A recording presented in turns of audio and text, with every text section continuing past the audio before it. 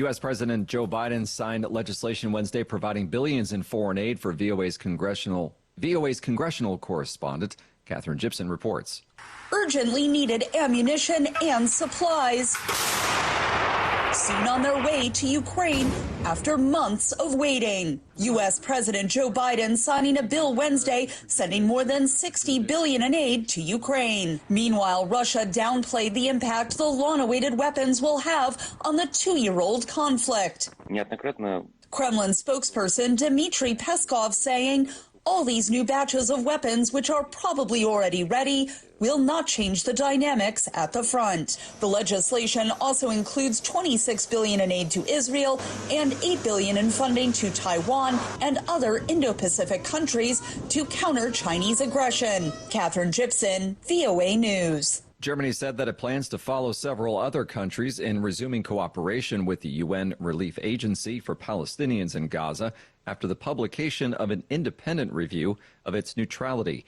VOA's Tommy McNeil reports. The head of the Arab League hailed the report, saying it showed that Israel's allegations were baseless and part of a systematic campaign meant to end the mandate of the agency. Also Wednesday, the Israeli military said it is redeploying 2 reserve brigades from Israel's northern border to Gaza for defensive and tactical missions as it prepares for an offensive in Rafah, which Israel describes as Hamas's last stronghold in the territory. More than half of the territory's population of 2.3 million have sought refuge in Rafah. Tommy McNeil, VOA News. You'll find expanded coverage of world news and events at our website, voanews.com, 24 hours a day. This is VOA News. China blasts U.S. military aid to Taiwan, saying the island is entering a, quote, dangerous situation. AP correspondent Charles de Ledesma reports. Beijing has blasted the latest package of U.S. military assistance to Taiwan as U.S. Secretary of State Antony Blinken visits China. China officials say such funding is pushing the self-governing island into a dangerous situation. The wider package included $8 billion for Taiwan, meant to counter the threat of invasion by China, which claims the entire island as its own territory and has threatened to take it by force if necessary. The mainland's Taiwan Affairs Office said on Wednesday that the aid seriously violates U.S. commitments to China and sends a wrong signal to the Taiwan independent separatist forces. I'm Charles de Ledesma. Russia on Wednesday vetoed a U.S.-drafted United Nations Security Council resolution that called on countries to prevent an arms race in outer space, a move that prompted the United States to question if Moscow was hiding something. The vote came after Washington accused Moscow of developing an anti-satellite nuclear weapon to put in space, an allegation that Russia has denied. Russian President Vladimir Putin has said that Moscow was against putting nuclear weapons in space. U.S. Ambassador to the UN, Linda Thomas-Greenfield. Why, if you are following the rules, would you not support a resolution that reaffirms them? What could you possibly be hiding? Russia's UN Ambassador Vasily Nebenzia accused Washington of trying to tarnish Moscow and said Russia would shortly begin negotiations with council members on its own draft resolution aimed at keeping space peaceful. Kim Yo-jong, the powerful sister of North Korean leader Kim Jong-un, said the country will continue to build overwhelming and the strongest military power to protect its sovereignty and regional peace. The North's KCNA news agency had reported on Wednesday. Reuters' Debbie Rajaram reports. Kim Yo-jong pointed to the U.S. military's exercises around the Korean peninsula this year, particularly live fire drills with the, quote, South Korean puppet military gangsters, as making the security situation in the area dangerously unstable. The U.S. and South Korea's annual joint drills this year were held at a greater scale and intensity than the year before, part of a pledge by their leaders to upgrade their military readiness against the North. The South's military says around 100 military aircraft carried out a 2-week-long drill this month. Debbie Rajaram from Reuters. Presidential elections have been held in North Macedonia. The small Balkan country has orbited the European Union for nearly 2 decades with little to show for its effort to join the bloc. A second round of voting is almost certain to follow on May 8th, coinciding with the elections of the parliamentary. That's because no candidate is to get 50% of the threshold required.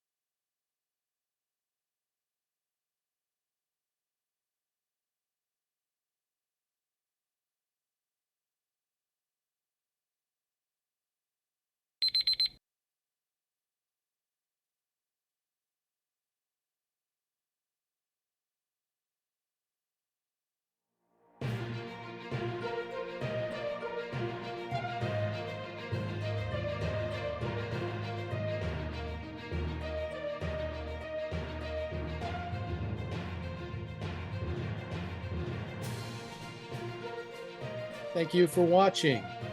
Can you do me a favor? Please leave a comment in the comments section below. That would really help. Thank you, and see you again soon.